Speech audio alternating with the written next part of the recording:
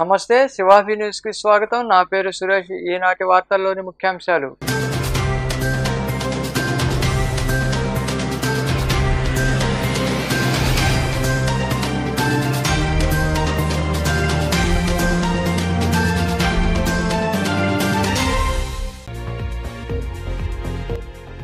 భవన నిర్మాణాలకు అన్ని పత్రాలు సమర్పిస్తే 24 గంటల అనుమతికి కార్యాచరణ రూపొందిస్తున్నాం. నెల్లూరు నగరపాలక సంస్థ కార్యాలయంలోని కమాండ్ కంట్రోల్ రూమ్ లో నిర్వహించిన సమీక్షలో పాల్గొని మాట్లాడిన మంత్రి నారాయణ,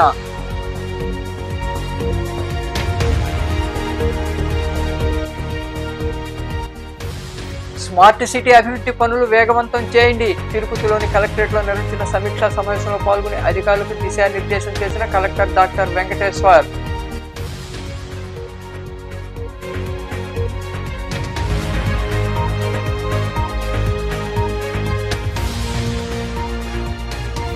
పెత్తందారుల చేతుల్లో ఉన్న పేదల భూములను బయటకు తీస్తాం. కోట పట్టణంలో జరిగిన ఓ కార్యక్రమంలో పాల్గొని రెవెన్యూ సదస్సులకు వెళ్లి అన్యాయాన్ని ప్రశ్నించాలని పేదలకు పిలుపునిచ్చిన ఎమ్మెల్యే పాసిం సునీల్ కుమార్.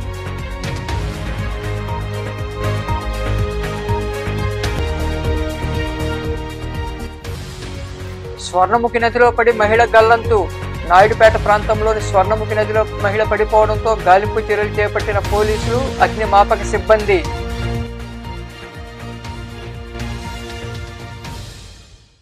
గూడూరు నియోజకవర్గంలో ఎక్కువగా అణగారిన నిరుపేదలకు చెందిన భూములు పెత్తందారుల చేతుల్లో ఉన్నాయని, వాటన్నిటినీ రెవెన్యూ సదస్సుల్లో బయటకు తీస్తామంటూ ఎమ్మెల్యే పాసిం సునీల్ కుమార్ అన్నారు. కోట పట్టణంలో జరిగిన ఒక కార్యక్రమంలో ఆయన పాల్గొని పెత్తందారీ వ్యవస్థపై ఘాటు వ్యాఖ్యలు చేశారు. ప్రస్తుతం జరుగుతున్న రెవెన్యూ సదస్సులకు ధైర్యంగా, నిజాయితీగా వెళ్లి జరిగిన అన్యాయాన్ని ప్రశ్నించాలని ఆయన పేదలకు పిలుపునిచ్చారు.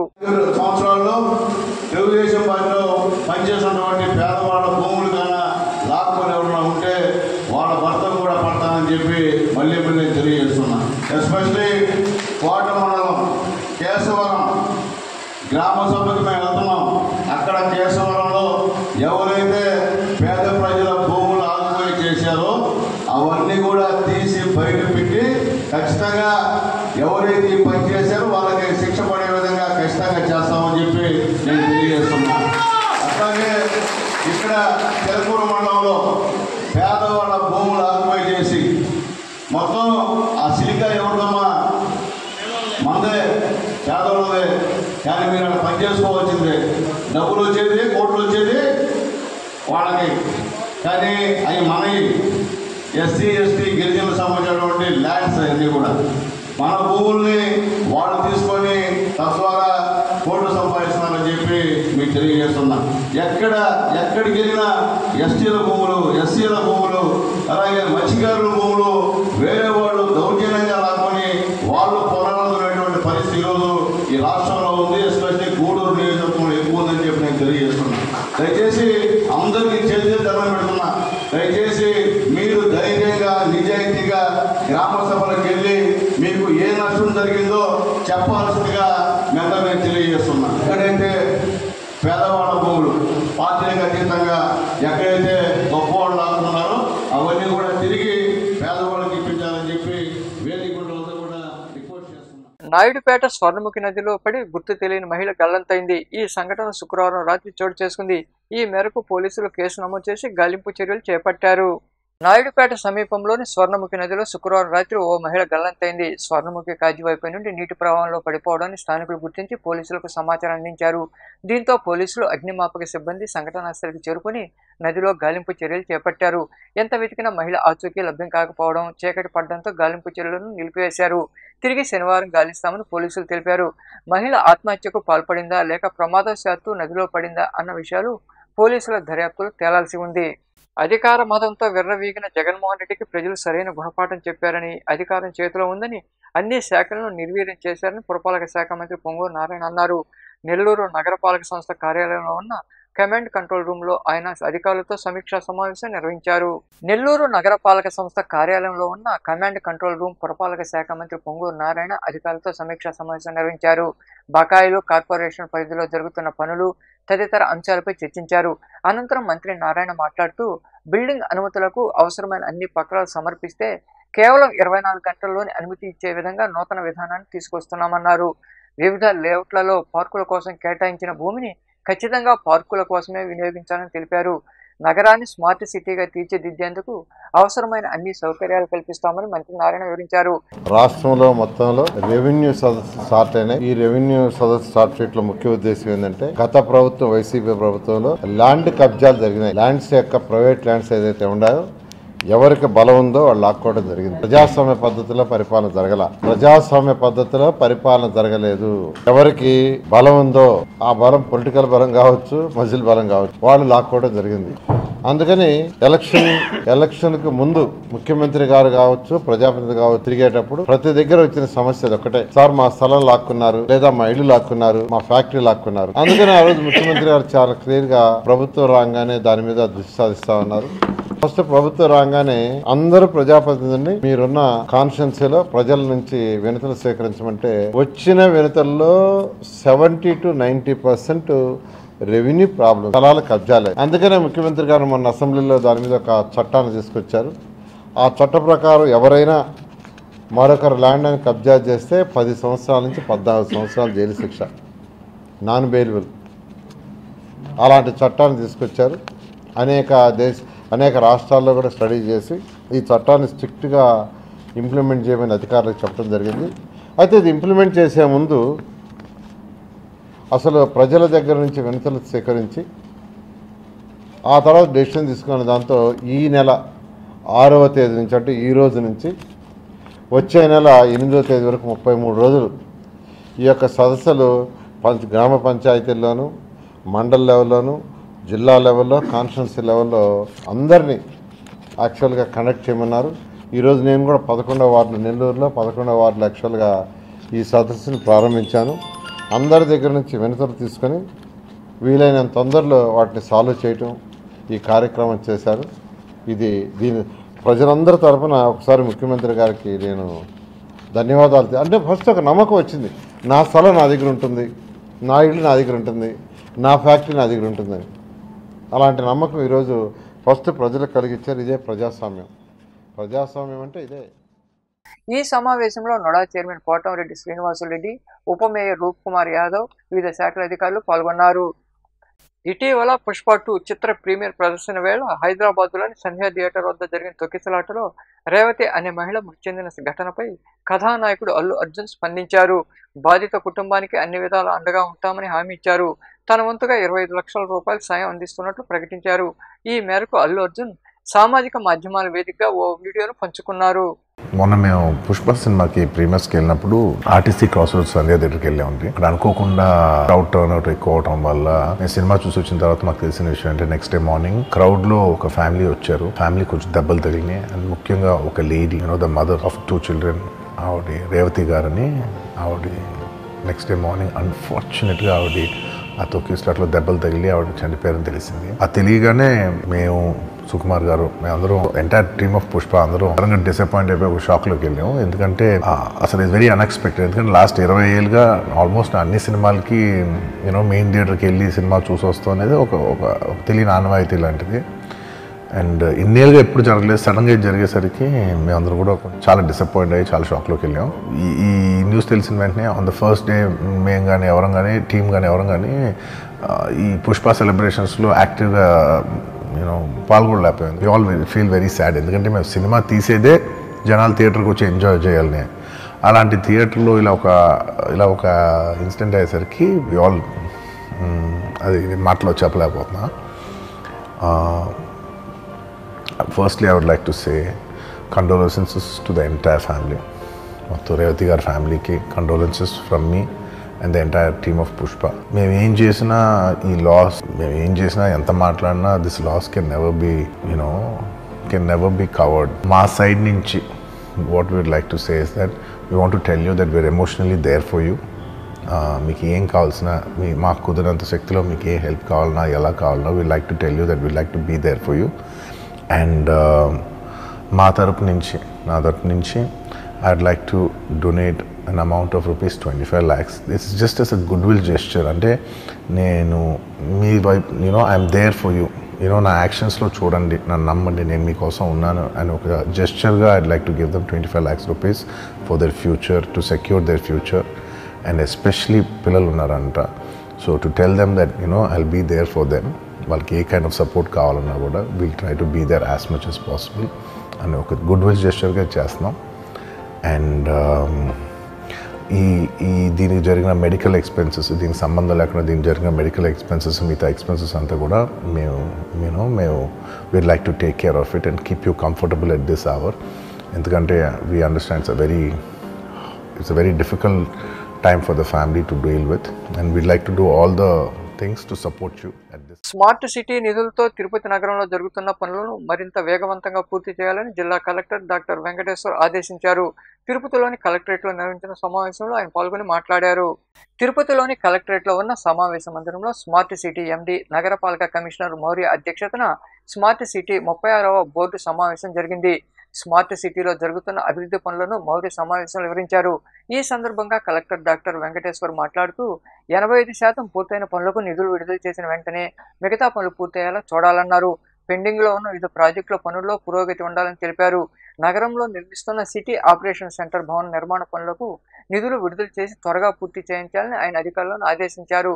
ఈ సమావేశంలో బోర్డు డైరెక్టర్లు ఎస్పీ సుబ్బారాయుడు, డాక్టర్లు Ramachandra Reddy, Ramasri, smart city GM Chandramouli తదితరులు పాల్గొన్నారు. ప్రజల ముంగిటకు అధికార యంత్రాంగం వచ్చి వారి రెవెన్యూ సమస్యలను పరిష్కరించేందుకే రెవెన్యూ సదస్సులు నిర్వహిస్తున్నట్లు నగర ఎమ్మెల్యే గాలి భానుప్రకాష్ కలెక్టర్ డాక్టర్ వెంకటేశ్వర్ తెలిపారు. వడమాలపేట మండలం కల్లూరు గ్రామంలో ఏర్పాటు చేసిన రెవెన్యూ సదస్సులో వారు పాల్గొని ప్రజల నుండి వినతులు స్వీకరించారు. అనంతరం వారు మాట్లాడారు. ఈ సమావేశంలో తహసీల్దార్ జరీనా బేగం, ఎంపీడీఓ శేషగిరిరావు, జడ్పీటీసీ సభ్యుడు మురళీధర్ రెడ్డి తదితరులు పాల్గొన్నారు. రెవెన్యూ సమస్యలు త్వరలో పరిష్కారం చేయడానికి దీనికి సంబంధించి ఆరంభించడం అనేది ఖచ్చితంగా మీకున్న రెవెన్యూ సమస్యలు ప్రాబ్లమ్స్ అయితే ఉన్నాయో అవన్నీ కూడా ప్రభుత్వం దృష్టికి తీసుకొస్తే ఖచ్చితంగా దానికి పరిష్కార మార్గం ఏదైనా చేయడానికి ఖచ్చితంగా ప్రయత్నం అయితే చేస్తాం. మీరు వస్తా చూసాం. ఇంతకుముందు కూడా ఒకసారి యాక్సిడెంట్ అయినప్పుడు దర్శనాపురం ఇద్దరు చనిపోయారు మన ఊరు. చనిపోతే ఆ రోజు వచ్చాము. ఇవాళ కూడా వాగు పారుతా ఉంది. ఇందాక కలెక్టర్ గారు కూడా వాగు బాగా పారుతా ఉంది, దీనికైనా పరిష్కార మార్గం కావాలి అని చెప్పి మనం చెప్పకముందే ఆయన నోటీస్ చేసి కూడా చెప్పారు. ఖచ్చితంగా దానికి కూడా అది ఆర్ఎన్బి రోడ్లు, ఇది రెవెన్యూ సర్వీస్ కానీ దానికి కూడా ఖచ్చితంగా ఒక పరిష్కార మార్గం అంటే నాకు బ్రిడ్జో లేకపోతే నాకు ఖచ్చితంగా తీసుకొస్తే కానీ ఊరికి రాకపోకలు అనేది నిర్విరామంగా జరగవు. వర్షాలు వస్తే ఊరు కట్ అయిపోతా ఉంది. దానికి కూడా పరిష్కార మార్గం చేస్తాము. ఇప్పుడు ముఖ్యంగా ఏంటంటే ఎవరికైతే ఇళ్ల స్థలాలు ఉన్నాయో వాళ్ళకి ఇల్లు కట్టుకోవడానికి గవర్నమెంట్ కూడా ముందుకు వస్తూ ఉంది. మీకు ఇప్పుడు 2.5 లక్షలు ఎంతమంది ఇస్తున్నారు, దాన్ని కూడా పెంచి 3.5 లక్షలు ఇచ్చే పరిస్థితి కూడా వస్తూ ఉంది. మన ఊర్లో ఎవరైతే ఈ పెంకుటిళ్ళు కానీ గుడిసెలు కానీ ఎవరైతే ఉన్నాయో వాళ్ళంతా కూడా ఖచ్చితంగా ముందుకు వచ్చి ఈసారి ఇప్పుడున్న టర్మ్లో ఖచ్చితంగా మీరందరూ కూడా ఇళ్ళు మార్చుకోవాలని చెప్పి ప్రతి ఒక్కటి పేరున చెప్తా ఉన్నా, విన్నవిస్తా ఉన్నా. ఆ రోజు ఎలక్షన్ అప్పుడు తిరిగినప్పుడు కూడా 1, 2, 3, 4 వీధికి మిగిలిపోయాయి కట్టుకోకుండా. జూన్ 4వ తారీఖున గౌరవ ముఖ్యమంత్రి గారు వచ్చారు. 6 నెలలు అవుతుంది. ఈ 6 నెలల్లో కూడా ముఖ్యమంత్రి గారు ఎక్కడికి వెళ్ళినా కూడా ఆయనకు వచ్చే అన్ని సమస్యల్లో 60% సమస్యలు రెవెన్యూకి సంబంధించినవే ఉన్నాయి. మ్యూటేషన్లు జరగకపోవటం, లేదంటే ఆ రీసర్వే, వాళ్ళ ఈ ఊర్లో రీసర్వే అయిందమ్మా కాదు, కొన్ని రీసర్వే అంటే కొంతమంది తెలిసే ఉంటుంది. ఇవన్నీ చూసి గౌరవ ముఖ్యమంత్రి గారు ఇలా కాదు, అంత యంత్రాంగం మొత్తం ఊరికే వెళ్ళాలి, కలెక్టర్ నుంచి కింద ఉన్నటువంటి విఆర్ఏ వరకు రెవెన్యూ యంత్రాంగం మొత్తం గౌరవ ప్రజాప్రతినిధుల ఆధ్వర్యంలో యంత్రాంగం మొత్తం కూడా ఊర్లకే వెళ్ళి అక్కడ ఊర్లోనే ఏంటేంటి సమస్యలు వాళ్ళకి ఏమున్నాయి అన్ని చెప్పి అవి వీలైనంత వరకు చిన్న సమస్యలు అయితే అదే రోజు కానీ మరుసటి రోజు కానీ చేయటం, లేదంటే ఏదైనా సమస్యలకి సర్వే వాళ్ళు కానీ రెవెన్యూ వాళ్ళు కానీ తహసీల్దార్ కానీ భూమి మీదకి రావాల్సి పరిస్థితి ఉంటే ఒక 45 రోజుల్లో వాటన్నిటినీ కూడా పరిష్కారం చేసే విధంగా చర్యలు తీసుకోమని గౌరవ ముఖ్యమంత్రి గారి ఆదేశం. చాలా మంది కూడా అర్జీలు పట్టుకొని ఉన్నారు. మీ అర్జీలన్నీ కూడా తీసుకోవడం జరుగుతుంది. అవన్నీ ఆన్లైన్ చేపించి కూడా మీకు ఒక ఆన్లైన్ రసీదు కూడా ఇస్తాము. ఒక నిర్దిష్టమైనటువంటి టైంలో 45 రోజుల్లో ఇవన్నీ కూడా వీలైనంత వరకు పరిష్కారం చేయిస్తాం. చాలా వరకు ఈ ఊర్లో ఏదైతే నాకు 10 సెంట్లకు గాను 7 సెంట్లే వెబ్లాండ్ లో ఉంది. భారత రాజ్యాంగ నిర్మాత డాక్టర్ బిఆర్ అంబేద్కర్ వర్ధంతి వేడుకలను గూడూరు జిల్లా కోర్టు ప్రాంగణంలో ఘనంగా నిర్వహించి అంబేద్కర్కు ఘన నివాళులర్పించారు. అనంతరం న్యాయవాది అరవ పార్వతయ్య తదితరులు మాట్లాడుతూ అంబేద్కర్ సేవలను కొనియాడారు. ఈ కార్యక్రమంలో అసిస్టెంట్ పబ్లిక్ ప్రాసిక్యూటర్ లక్ష్మీనారాయణ, న్యాయవాదులు పెంచలయ్య, గౌసముద్దీన్, సుబ్రహ్మణ్యం, విజయభాస్కర్ రెడ్డి, గంగిరెడ్డి తదితరులు పాల్గొన్నారు. ఈ విగ్రహాన్ని స్థాపించేటప్పుడు మన మాలవాడలో అందరూ సమైక్యంగా ఉండి ఈ విగ్రహాన్ని మనం ఏర్పాటు చేసుకున్నాం. ఏర్పాటు చేసుకోవడమే కాకుండా మనం మాలవాడని పిలుచుకునే ఈ మాలవాడిని అంబేద్కర్ నగర్ అని మనం నామకరణం చేసుకున్నాం. మరి అంబేద్కర్ నగరు పేరు పెట్టుకున్న తర్వాత ఇక్కడ ఉండే యువకులు అంబేద్కర్ని మనం అనుసరించాలి. అంబేద్కర్ చెప్పిన భావాల్ని మనం అనుసరించాలి. మరి ఇంకా తాగుబోతులుగానో, గుడిబోతులుగానో, అజ్ఞానులుగానో మనం ఉంటే ఇంకొక తరం, ఇంకొక 100 సంవత్సరాలు మనం ఇట్టే ఉంటాం. మనం చూసి నేర్చుకోవాలి. ఊరుని చూడాలి. మనం ఊర్లో ఎట్లా బాగుపడుతున్నారు, ఎట్లా సంపాదించుకుంటున్నారు, ఏ విధంగా ఇల్లు కట్టుకున్నారు, ఎలా ఉద్యోగాలు చేసుకుంటారు, మనం ఎట్లున్నాము అని మనం ఒకసారి పునరాలోచించుకొని ముఖ్యంగా యువకులు అంబేద్కర్ గారిని ముందుకు తీసుకురావాలి. ఈ పాడవిలో ఉండే ఎవరైనా నిరక్షరాస్యులు ఉంటే, ఎవరైనా చదవకుండా ఉంటే వాళ్ళందరినీ తీసుకెళ్ళి కోట పట్టణంలో వెలసిన శ్రీ కోటమ్మ తల్లి అమ్మవారి ఆలయంలో అమ్మవారిని విశేషంగా అలంకరించి ప్రత్యేక పూజలు చేశారు.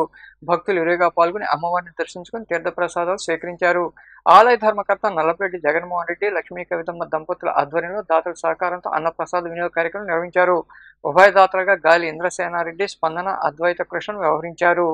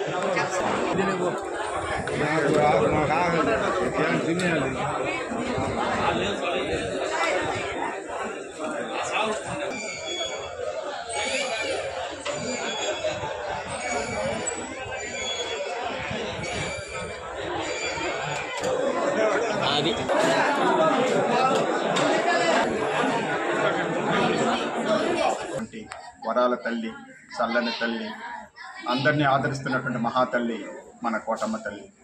కోటమ్మ తల్లి దేవస్థానం చైర్మన్ గారి నల్లపరెడ్డి జగన్మోహన్ రెడ్డి గారి దంపతుల పర్యవేక్షణలో జరుగుతున్నటువంటి ఈ పవిత్రమైన అన్నప్రసాద వినియోగ కార్యక్రమం 2021 సంవత్సరం నుంచి ప్రతి శుక్రవారం కొన్ని వందల వేల మందితో భోజనాలు దాతలతో చక్కగా జరుగుతూ ఉంది. ఈనాటి దాతలు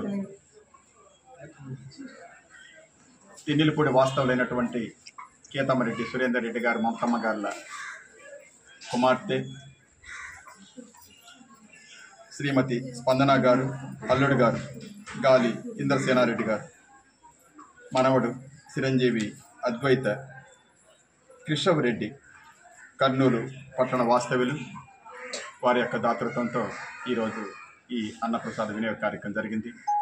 తర్వాత పోయిన నెల 24వ తేదీ జరిగినటువంటి అన్నప్రసాద కార్తీక మాసంలో ఎంతమందో దాతల దాతృత్వంతో కావచ్చు, వచ్చినటువంటి తోడ్పాటు అందజేసినటువంటి భక్తులు కావచ్చు. డక్కిల మండలంలోని కులితోటలో కొలువై ఉన్న శ్రీ విష్ణుమూర్తి సమేత శ్రీ చెంచులక్ష్మి అమ్మవారికి దేవాదాయ శాఖ మంత్రి ఆనం రామనారాయణ రెడ్డి ప్రత్యేక పూజలు నిర్వహించారు. వెంకటగిరికి 9 కిలోమీటర్ల దూరంలో కనుమకొండల్లో స్వామి అమ్మవార్లు వెలిసి ఉన్నారు. ఈ పూజా కార్యక్రమంలో వెంకటగిరి ఎమ్మెల్యే పురుగుండ్ల రామకృష్ణ తదితరులు పాల్గొన్నారు.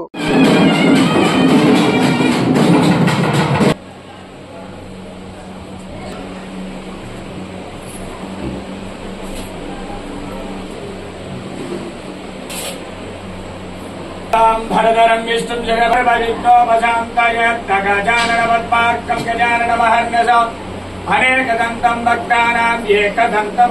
వార్తలు ముగించే ముందు ముఖ్యాంశాలు మరోసారి.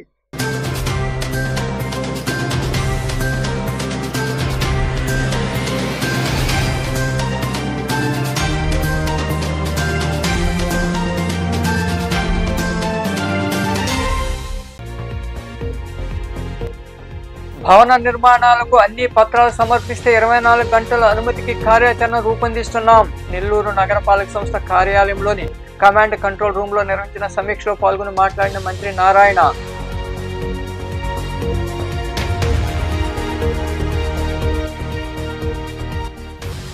స్మార్ట్ సిటీ అభివృద్ధి పనులు వేగవంతం చేయండి. తిరుపతిలోని కలెక్టరేట్ లో నిర్వహించిన సమీక్షా సమావేశంలో పాల్గొని అధికారులకు దిశానిర్దేశం చేసిన కలెక్టర్ డాక్టర్ వెంకటేశ్వర్.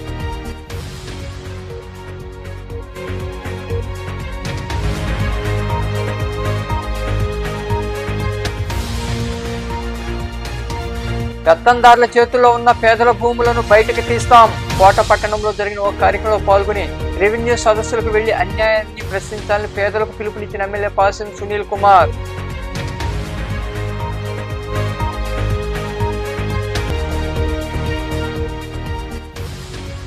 స్వర్ణముఖి నదిలో పడి మహిళ గల్లంతు. నాయుడుపేట ప్రాంతంలోని స్వర్ణముఖి నదిలో మహిళ పడిపోవడంతో గాలింపు చర్యలు చేపట్టిన పోలీసులు, అగ్నిమాపక సిబ్బంది.